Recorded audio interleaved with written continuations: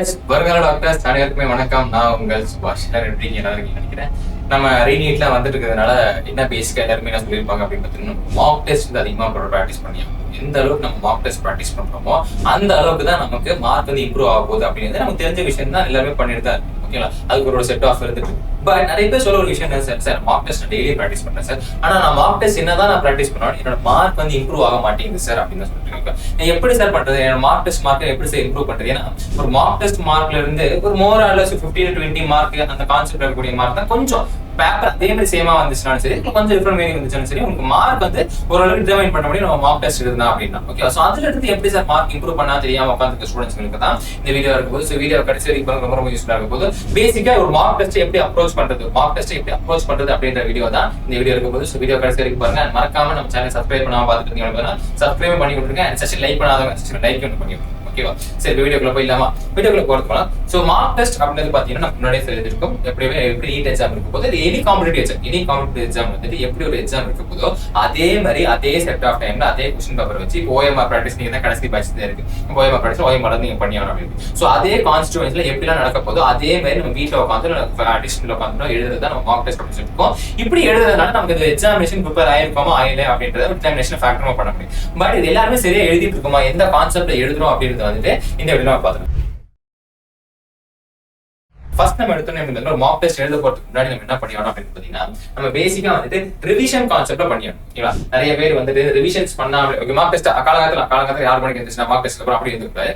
Mark test எழுத போறது அரை மணி நேரத்துக்கு முன்னாடியாவது நம்ம என்ன பேசிக்கா படிக்க போறோம், எப்படி ஒரு எக்ஸாமுக்கு நீங்க போவீங்க, இப்போ ஒரு போர்டு எக்ஸாம் போறீங்க, இதே நீட் எக்ஸாம் வச்சுக்கோங்க, எப்படி போய் எப்படி ப்ரிப்பேர் ஆகிறீங்களோ அதே கான்செப்ட் தான் ஒரு மார்க் டெஸ்ட்க்கு நீங்க ப்ரிப்பேர் ஆகணும். அப்பதான் நீங்க எந்த அளவுக்கு ப்ரிப்பரேஷன் உங்ககிட்ட இருக்கு அப்படின்னு கெயின் பண்ண முடியும். இல்ல நான் நீட் எக்ஸாம் தான் அப்படி பண்ணுவேன், மார்க் டெஸ்ட் ஜஸ்ட் போய் எழுதிடுவேன் அப்படின்னு பாத்தீங்கன்னா உங்களால ரிசல்ட் கெயின் பண்ண முடியாது. சோ ஒரு மார்க் நீட் எக்ஸாம் நீங்க எப்படி ப்ரிப்பேர் பண்ணுங்க, ஃபர்ஸ்ட் எடுத்து ரிவிஷன் பண்ணனும், என்சைட் டயகிராம்ஸ் பார்க்கணும், குயிக் நோட்ஸ் உட்கார்ந்து ஃபுல்லா படிச்சிருக்க மாட்டீங்க. யாருமே வந்து அன்னைக்கு காலையில் இருந்துச்சு ஒரு 32 சாப்டர் பயாலஜி இருந்துச்சு அப்படின்னா 30 சாப்டர் லைன் மேலே யாரும் படிக்க மாட்டீங்க.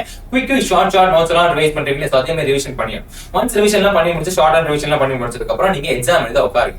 எக்ஸாம் எழுத உட்காந்தோடனே நீங்க என்ன நினைச்ச எக்ஸாம் எழுதணும், இது நீட் எக்ஸாம் தான், 3 hours கிளாக் டைமிங் வச்சு 3 hours எவ்வளவு கொஸ்டின்ஸ் முடிக்கிறேன் அப்படின்றத கரெக்டா உங்களுக்கு நீங்க வந்து பொறுமையா இருந்துட்டு அதை பேஸ் பண்ணி பார்க்கணும். போன்ல இருந்துச்சு பாத்தீங்கன்னா போன்ல ஆஃப் பண்ணி வச்சுக்கணும், யாரும் டிஸ்டர்ப் பண்ணலாம், அம்மா டிஸ்டர்ப் பண்ணலாம், மார்க் டெஸ்ட் எழுத போறோம் அப்படின்னு சொல்லி அந்த அளவுக்கு சீரியஸா எழுதினா மட்டும்தான் நம்ம எங்க லேக் ஆகுறோம் அப்படின்னு அனலைஸ் பண்ண முடியும். நம்ம எங்க லேக் ஆகுறோம் நம்ம அண்டர்ஸ்டாண்ட் பண்ணா மட்டும்தான் அதை எப்படி ஓவர் கம் பண்றது நம்மளால சொல்ல முடியும். ஓகேவா? சோ அடுத்து நீங்க செட் எக்ஸாம் ஒரு எக்ஸாம் எப்படி பேஸ் பண்ணிருக்கோமோ அதே மாதிரி தான் உங்க மார்க் எக்ஸாம் நீங்க என்ன பண்ண போறீங்க, கண்டக்ட் பண்ண போறீங்க அப்படின்னு. ஓகேவா?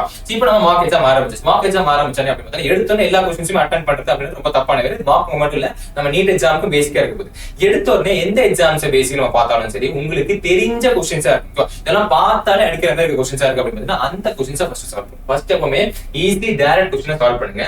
அண்ட் சப்போஸ் உங்களுக்கு இந்த கொஸ்டின் டைம் டேக் மேடம் இருக்கு, என்ன இது கால்குலேட் பண்ணுறது ரொம்ப வரைய மாட்டேங்குது, இப்படி போட்டு ஆன்சர் வந்தா ஏன் ஆன்சர் வர மாட்டேங்குது அப்படின்றது சின்ன டைம் டேக்கிங்கா இருந்தா கூட அதை ஸ்கிப் பண்ணிடுங்க. அதான் ஃபர்ஸ்ட் ஸ்டெப்பா இருக்கும். அடுத்த ஸ்டெப் வந்து பாத்தீங்க அப்படின்னு பார்த்தா நீங்க ஸ்கிப் பண்ண கொஞ்சம் கொஸ்டின்ஸ் இருக்கு, அது எலிமினேஷன் மெத்தட் மூலியமாகவோ இல்ல கொஞ்சம் டைம் டேக் கொஞ்ச நேரம் உட்காந்து நான் யோசிச்சேன் அப்படின்னு பார்த்தா கரெக்டா ஞாபகம் வந்துடும் அப்படின்னு சொல்லி கொஸ்டின் இருக்கும். அதை வந்து நீங்க ஸ்டெப் 2 வந்து ட்ரை பண்ணீங்க. முக்காவாசி கொஸ்டின்ஸ் உங்களோட ஸ்டெப் 1லயும் ஸ்டெப் 2லயும் வந்து ஃபினிஷ் ஆயிடும். உங்களோட கொஸ்டின் வந்து பாத்தீங்கன்னா ஸ்டெப் 1லயும் சரி ஸ்டெப் 2லயும் சரி முக்காவாசி கொஸ்டின் ஃபினிஷ் ஆயிடும். ஸ்டெப் 3 வந்து பாத்தீங்க அப்படின்னா நான் எல்லா கொஸ்டின் சால்வ் பண்ணணும்னு நினைக்கிறேன் அப்படின்னு நினைச்சீங்க அப்படின்னு பாத்தீங்கன்னா உங்களுக்கு இந்த கொஸ்டின் ஆன்சர் கரெக்டா இருக்கும். கண்டிப்பா இந்த 2 ஆப்ஷன்ஸ் வராது தெரியும், இந்த 2 ஆப்ஷன்ஸ்ல ஏதோ ஒன்று ஆப்ஷன்ஸ் வரப்போகுது அப்படின்னு தெரியுது.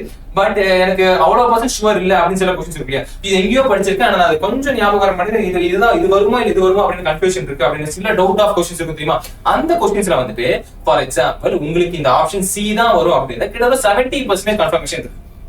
மோரல்லஸ் ஒரு 70% ரிசீவ் வரதுக்கு அதிகமான சான்ஸ் இருக்கு, எங்கேயோ நான் படிச்சிருக்கேன் அப்படின்ற அஷூரன்ஸ் இருந்தா மட்டுமே 70% அஷூரன்ஸ் இருந்தா மட்டுமே அந்த சூஸ் பண்ணுங்க. இல்லனா அப்படின்னு பார்த்தா அது விட்டு தேவையில்லாம மைனஸ் மார்க் போடணும். பட் மறுபடியும் சொல்றேன், 70% அஷூரன்ஸ் இருக்கு, இந்த கொஸ்டினுக்கு இந்த ஆன்சர் போட்டா நல்லா இருக்கும், எப்பயும் சார் சொல்லி கொடுத்துருக்காரு, எப்பயும் மேம் சொல்லி கொடுத்துருக்காங்க, இந்த ஆப்ஷன் கரெக்டா வரலாம் அப்படின்னு சொன்னா உங்களுக்கு ஒரு 70% இருந்தா மட்டும் அதை சூஸ் பண்ணுங்க, இல்லனா விட்டுருங்க அப்படின்றது. ஓகேவா? சரி சார், இப்போ மார்க் டெஸ்ட் எழுதி முடிச்சு மார்க் டெஸ்ட் எழுதி முடிச்சதுக்கு அப்புறமா தான் நமக்கு மிகப்பெரிய வேலையை ஆரம்பிக்குது. என்ன அப்படின்னு பார்த்தீங்கன்னா அனலைஸ் பண்றது அப்படின்றது. மார்க் டெஸ்ட் நம்ம அனலைஸ் பண்ற கான்செப்ட் நம்ம எழுதிட்டு இருக்கோம். அனலைஸ் பண்றது அப்படின்னா ஜஸ்ட் அப்படி எழுதியாச்சு, என்ன பண்ணியாச்சு, ஓகே அவ்வளவு மார்க் வந்துச்சு, அவ்வளவு மார்க் வந்துச்சு, அடுத்த மார்க் மார்க் வந்துச்சு, அப்படி போறது கிடையாது.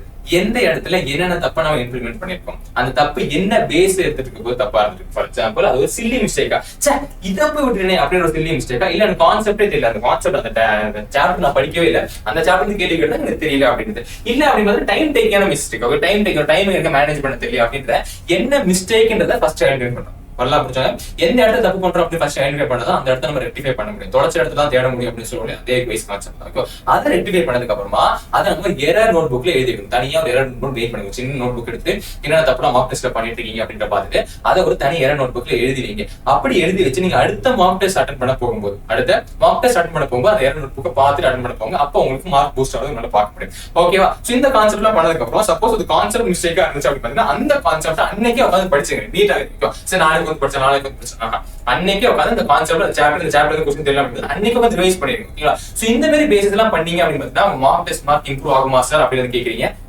ஒரே மார்க் டெஸ்ட் இம்ப்ரூவ் ஆகுது. ஓகே, இந்த ரிலேஷன் நான் பண்ணிருக்கேன் சார். நீங்க சொன்னீங்க சார் இந்த மார்க் டெஸ்ட் மட்டும் சார் அடுத்த மார்க் டெஸ்ட் நீங்க சொல்ற மாதிரி பண்ண சார் அடுத்த மார்க் டெஸ்ட் மார்க் இம்ப்ரூவ் ஆயிரும் சார் இம்ப்ரூவ் ஆகாது.